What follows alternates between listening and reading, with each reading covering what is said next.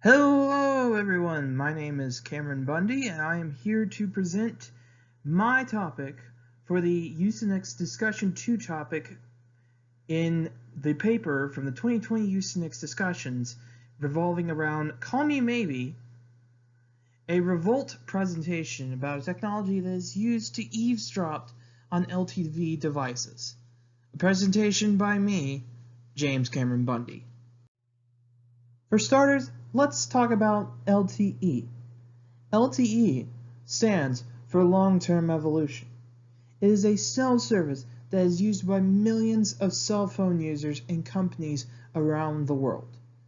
It utilizes faster speeds for cell phone enabling services like video, voice call, and text-to-speech. This means different kinds of confidential media can be distributed on a single stream from a single device.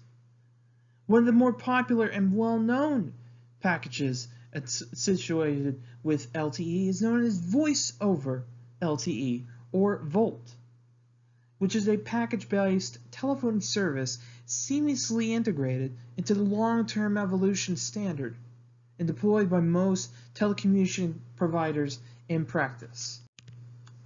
But because of its most popular use and how widely distributed it is across the entire world and the economy, one successful attack against this service, against VoLTE, can affect a large number of users across the entire world, and such effects can be quite disastrous.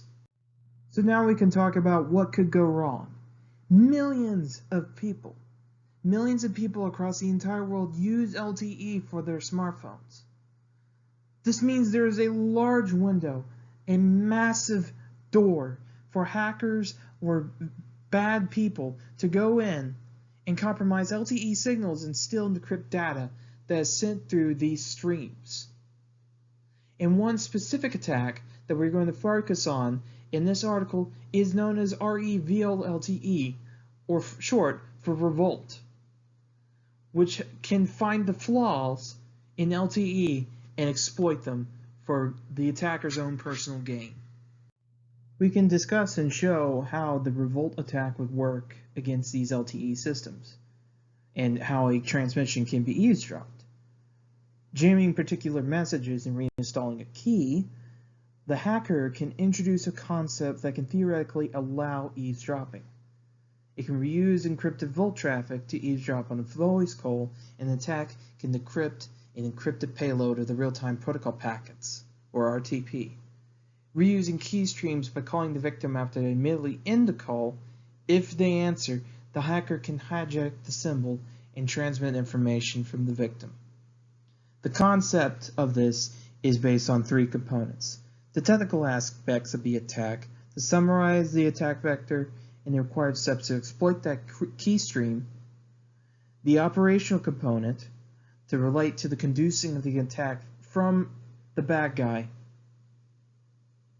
and, assuming a successful attack operation, the following operations when we find that key stream, when we have access to that target that we have, how we can continue to eavesdrop their information and have a leak like a backdoor into their data and their lives.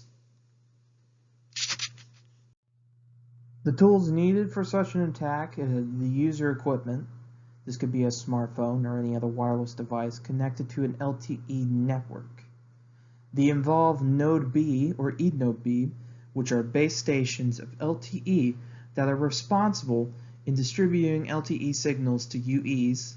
In EPC, this is responsible for the authentication and key agreement, responsible for plane traffic to the correct packet data network, and also an IMS, or IP Media Subsystem, which is the IP-based telephone service that manages the incoming and outgoing calls.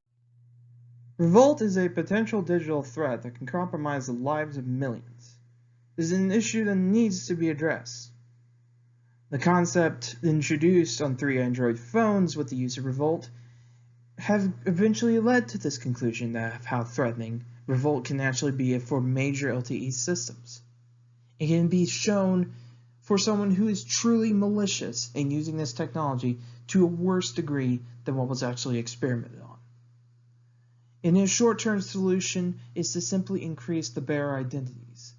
And a long-term solution introduced in this article is to specify media encryption and integrity protection for ReVoLTE systems.